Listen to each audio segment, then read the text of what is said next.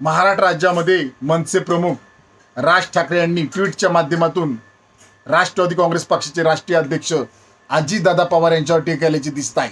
आणि याच ट्विटमध्ये आदरणीय शरद पवार साहेब यांच्याबद्दल आपुलकी असल्याचे दाखवत आहेत।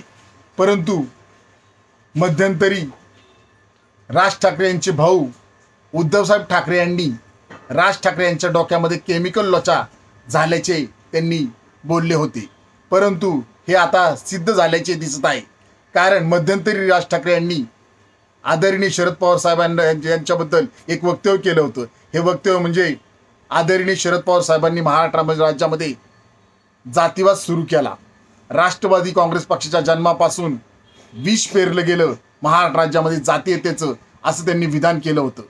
आणि आता एक गेलेले आहेत, याच्या मागे दुसरे जातील असं सुद्धा त्यांनी विधान केलं होतं। आणि माननीय राज ठाकरेजी, आपण एक मध्यंतरी तुमच्या चुलत्यांबद्दल, स्वतःच्या चुलत्यांबद्दल विधान केलं होतं की त्यांना काय काय खायला दिलं हे जनतेला तुम्ही भाषणामध्ये जाहीर सांगितलं होतं।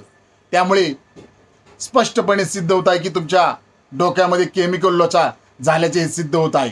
त्यामुळे माननीय राज ठाकरेजी, आदरणीय अजितदादा पवार यांच्या वर टीका करण्या अगोदर लोका सांगे ब्रह्मज्ञान आणि स्वतः कोरडे पाषाण अशी अवस्था तुमची राज्यामध्ये झालेली आहे, याचं तुम्ही पहिल्यांदा आत्मपरीक्षण करा।